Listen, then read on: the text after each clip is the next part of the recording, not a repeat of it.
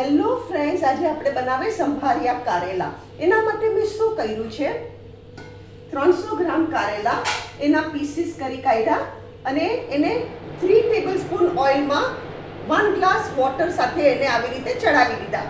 3 tablespoon oil એને ધોઈને pieces કરી ધોઈ અને એને 3 ટેબલસ્પૂન ઓઇલમાં ચડાવી દીધા. એમાં મીઠું નાખીને ચડાવ્યા છે. બીજી સામગ્રી શું જોશે?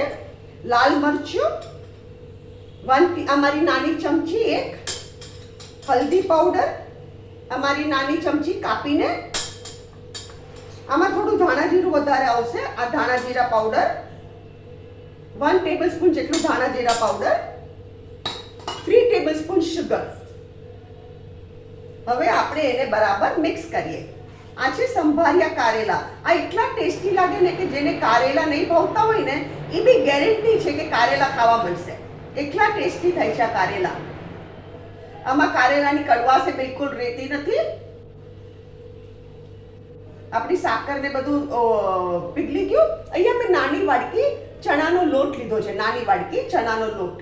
હવે આપણે આમાં ચણાનો લોટ નાખી દઈએ અને બરાબર એને મિક્સ કરી દઈએ.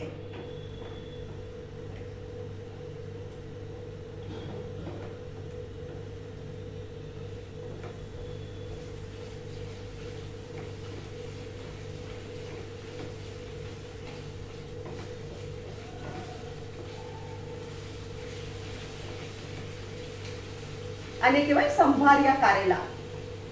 હું ફ્રાઈડ કારેલાની રેસીપી મેં મારી ચેનલ પર શેર કરેલી છે. ફ્રાઈડ કારેલા અને કારેલા બટેકાનું ગુજરાતી સ્ટાઇલ શાકની બી રેસીપી મેં મારી ચેનલ પર શેર કરી છે.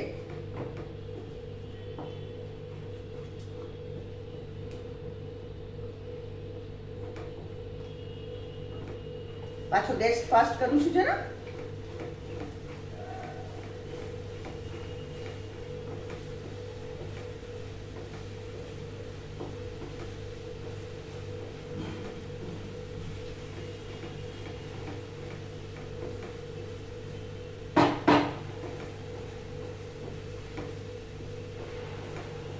મસ્ત થઈ ગયું આપણું શાક.